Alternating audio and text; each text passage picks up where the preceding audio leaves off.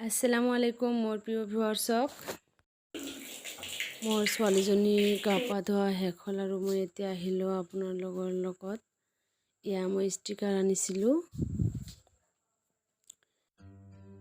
আচলতে সন্তান মানুহক কৰাটো যে কিমান কষ্টকৰ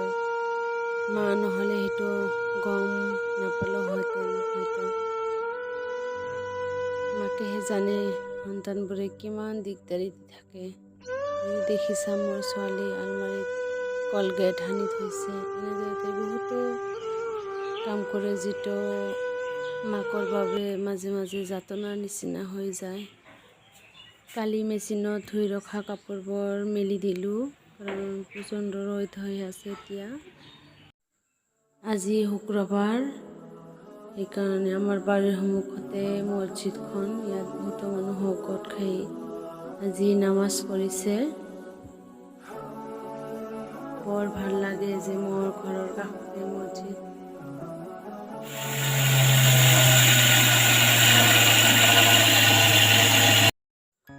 মই বাৰান্দাত সৰিয়হ ব্লেণ্ডাৰত ব্লেণ্ড কৰি আছোঁ এইটো সৰিয়হ মই ভাজি ৰাখিছিলোঁ এতিয়া সময় পাইছোঁ সেইকাৰণে এইটো কৰি ৰাখিছোঁ মোৰ ছোৱালীজনী ইতিমধ্যে টোপনি আহিছে এয়া দেখিছা মই কাছৰ জাৰ এটাত সৰিয়হ পিঠাখিনি থৈ দিলোঁ কাছৰ জাৰত ৰাখিলে হেনো বেছি দিনে ভাল থাকে সেইবাবে মই থৈছোঁ দুপৰীয়া কি খাইছিলোঁ আপোনালোকৰ লগত শ্বেয়াৰ কৰোঁ ভাত আৰু মাছ আলু ভাতকেৰেলা আদিৰে এটা তৰকাৰী এইবোৰে খাইছিলোঁ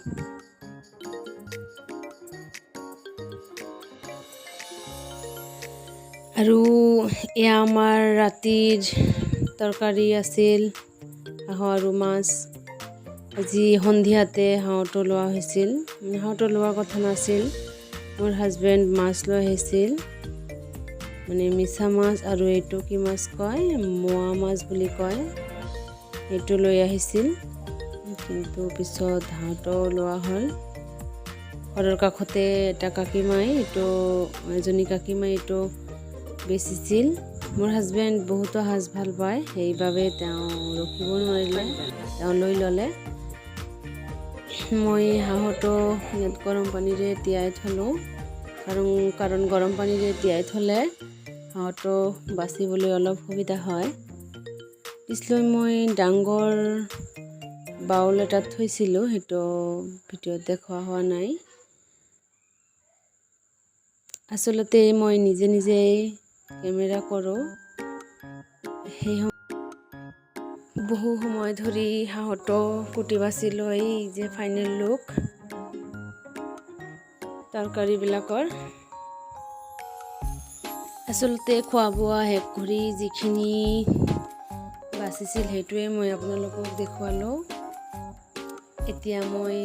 খোৱা বোৱাখিনি আপোনালোকক দেখুৱাম এয়া চাউল এইটো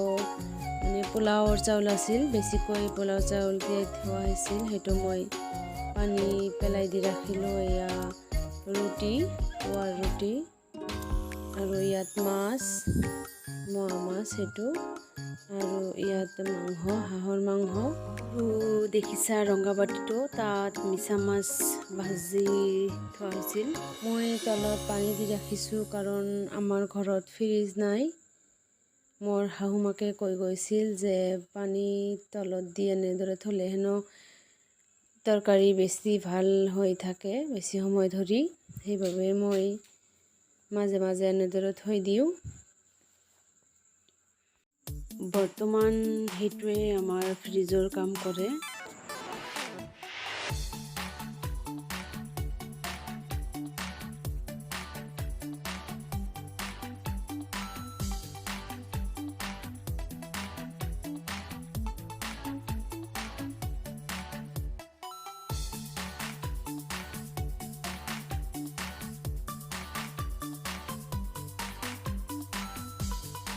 আৰু এতিয়া বাজিছে ৰাতি 11:15 এতিয়া মই সকলো কামবোৰ শেষ কৰি দিলোঁ পাকঘৰৰ। মোৰ ছোৱালীজনী এতিয়াও টোপনি অহা নাই, তাই প্ৰায় প্ৰতিদিনে এনে কৰে। তো যি হওক, আজিলৈ ভিডিঅ'টো ইমানতে সামৰিলোঁ। চাই ভাল পালে ছাবস্ক্ৰাইব কৰি মোৰ লগত থাকিব। Allah Hafiz, good night.